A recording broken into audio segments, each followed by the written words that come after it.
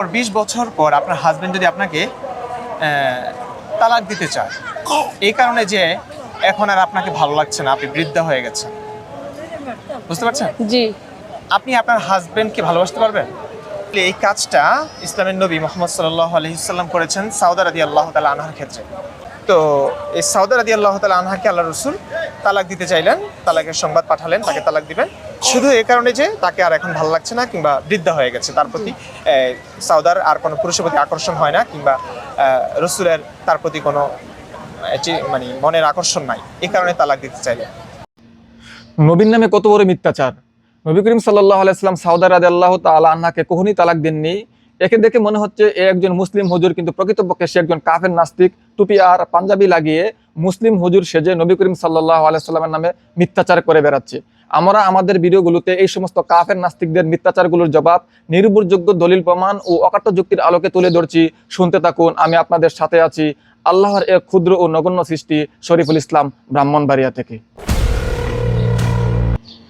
1 নম্বর point, Sawda রাদিয়াল্লাহু তাআলা আনহাকে তালাক সংক্রান্ত যেসব বর্ণনা পাওয়া যায় সেগুলো সবই দুর্বল বা বাতিল। এ সম্পর্কে বিস্তারিত দেখুন আল বদরুল মুনির 8ম খণ্ড 48 পৃষ্ঠা, দারুল হিজরা লিন নাশরি ওয়া তাওজু, রিয়াদ, সৌদি আরব, আদ-দিরায়া ফি তাখরিজি আহাদিসিল হিদায়া 2য় খণ্ড 66 পৃষ্ঠা, দারুল মারিফা, বৈরত, আল ইসাবা ফি তামিজিস সাহাবা 8ম খণ্ড 196 পৃষ্ঠা, দারুল কুতুবিল ইলমিয়া, বৈরত। 2 নম্বর পয়েন্ট, ওইসব দুর্বল বর্ণনাগুলো একত্রিত হয়ে যদি হাসান লে গায়রিহি বা গ্রহণযোগ্য পর্যায়ে উন্নীতও হয়, তবু রাসূল সাল্লাল্লাহু আলাইহি সাল্লাম সাউদা রাদিয়াল্লাহু তাআলা আনহাকে শুধুমাত্র বৃদ্ধ বা বয়স্ক হওয়ার কারণে তালাক দিয়েছিলেন এমন কোনো নির্ভরযোগ্য বর্ণনা হাদিসগুলোতে নেই। 3 নম্বর পয়েন্ট, আমি আবারও বলছি, ওই সব দুর্বল বর্ণনাগুলো একত্রিত হয়ে যদি হাসান লে গায়রিহি বা গ্রহণযোগ্য পর্যায়ে উন্নীতও হয়, তবুও বৃদ্ধ বা বয়স্ক হওয়া ছাড়া এমনিতেই চূড়ান্ত তালাক দিয়ে বৈবাহিক সম্পর্ক বিচ্ছেদ করা হয়েছিল বা রাসূল সাল্লাল্লাহু আলাইহি সাল্লাম বৈবাহিক সম্পর্ক একবার বিচ্ছেদ করে দিয়েছিলেন এমন বর্ণনা হাদিসগুলোতে নেই। 4 নম্বর পয়েন্ট, নবী করিম সাল্লাল্লাহু আলাইহি সাল্লাম সাউদা রাদিয়াল্লাহু তাআলা আনহাকে বৃদ্ধ বা বয়স্ক হওয়ার কারণে তালাক দিবেন তো দূরের কথা, বরং নবী করিম সাল্লাল্লাহু আলাইহি সাল্লাম সাউদা রাদিয়াল্লাহু তাআলা আনহাকে কম বয়সের কারণে বা কামনার বশবর্তী হয়ে বিয়ে করেননি। তিনি যখন তাকে বিয়ে করেন তখন বৃদ্ধ হয়ে পড়েছিলেন, এমনকি হজে পর্যন্ত যেতে পারেননি অক্ষমতার কারণে। দেখুন আল বিদায়া ওয়ান নিহায়া, হাফিজ ইবনে কাসির রহিমাহুল্লাহ 3য় খণ্ড 249 পৃষ্ঠা, ইসলামিক ফাউন্ডেশন। শুধু তাই নয়, নবী করিম সাল্লাল্লাহু আলাইহি সাল্লামের সমস্ত স্ত্রী বিয়ের সময় বিবাহিতা ও সন্তানবতী ছিলেন, একমাত্র আয়েশা রাদিয়াল্লাহু তাআলা আনহা ছাড়া।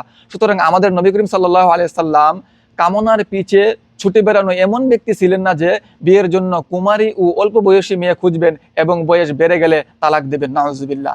তার জীবনী ও অবস্থা সম্পর্কে সামান্য জানাশোনা আছে এমন যে কেউ এটি নিশ্চিতভাবে জানে এবং মিথ্যাবাদীদের অপবাদ থেকে তাকে পবিত্র মনে করে। 5 নম্বর পয়েন্ট, আমি আবারও বলছি, ওইসব দুর্বল বর্ণনাগুলো একত্রিত হয়ে যদি হাসান লে গায়রিহি বা গ্রহণযোগ্য পর্যায়ে উন্নীত হয়, তাহলে সর্বোচ্চ এতটুকু ইঙ্গিত পাওয়া যায় যে রাসূল সাল্লাল্লাহু আলাইহি সাল্লাম সাউদা রাদিয়াল্লাহু তাআলা আনহাকে এক তালাকের রজই দিয়েছিলেন, তবে রাসূল সাল্লাল্লাহু আলাইহি সাল্লাম দ্রুতই সেই তালাক প্রত্যাখ্যান করে নিয়েছেন এবং সাউদা রাদিয়াল্লাহু তাআলা আনহা মৃত্যু পর্যন্ত রাসূল সাল্লাল্লাহু আলাইহি সাল্লামের সম্মানিত স্ত্রী হিসেবেই জীবন অতিবাহিত করেছেন।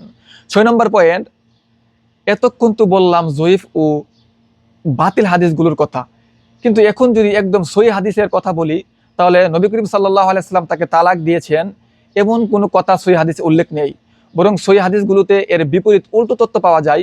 যেমন সুনানে আবু দাউদ, আলবানী একাডেমি হাদিস নম্বর 2135 ও সুনানে তিরমিজি ইসলামিক ফাউন্ডেশন হাদিস নম্বর 3040 উল্লেখ আছে, আয়েশা রাদিয়াল্লাহু তাআলা আনহা বলেছেন, যখন সাউদা বিনতে জামা বৃদ্ধ হলেন এবং তিনি বই পেলেন যে রাসূল সাল্লাল্লাহু আলাইহি সাল্লাম তাকে ত্যাগ করবেন, তখন তিনি বললেন, হে আল্লাহ রাসূল, আমার পালা আয়েশার জন্য দিয়ে দিলাম। রাসূল সাল্লাল্লাহু আলাইহি সাল্লাম তা কবুল করলেন। অর্থাৎ সাউদা রাদিয়াল্লাহু তাআলা আনহা বয়সে অন্য স্ত্রীদের চেয়ে বড় ছিলেন। স্বাভাবিকভাবে বার্ধক্যের কারণে তার মনে একটি মানবিক আশঙ্কা তৈরি হয়েছিল যে হয়তো সময়ের সাথে সাথে রাসূল সাল্লাল্লাহু আলাইহি সাল্লামের মনোযোগ তিনি কিছুটা কম পেতে পারেন এবং তিনি যেন রাসূল সাল্লাল্লাহু আলাইহি সাল্লামের পবিত্র সাহচর্য থেকে বঞ্চিত না হন। এই গভীর ভালোবাসা ও আকাঙ্ক্ষা থেকেই তিনি তার পালার দিনটি হযরত আয়েশা রাদিয়াল্লাহু তাআলা আনহাকে দান করে দিয়েছিলেন। রাসূল সাল্লাল্লাহু আলাইহি সাল্লাম তার এই প্রস্তাব গ্রহণ করেছিলেন এবং সাউদা রাদিয়াল্লাহু তাআলা আনহা আমিত্ব নবীজির স্ত্রী হিসেবে সম্মানিত ছিলেন।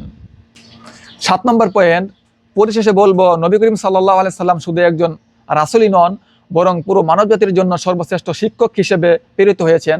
তার প্রতিটি ব্যক্তিগত কাজ, পারিবারিক সিদ্ধান্ত, এমনকি সামাজিক আচরণ ছিল উম্মাহের জন্য আলোর দিশারি।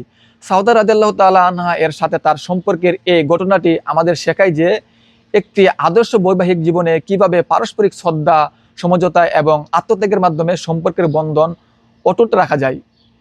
তিনি কেবল আদর্শ নিয়মাবলী দিয়ে যাননি, বরং নিজের জীবনে তা প্রয়োগ করে দিয়ে দেখেছেন যে মানুষের ভুল ত্রুটি বা মানবিক দুর্বলতাকে কিভাবে ক্ষমা ও ভালোবাসার মাধ্যমে জয়ী করে একটি সুন্দর ও শান্তিময় পরিবার গড়ে তোলা সম্ভব।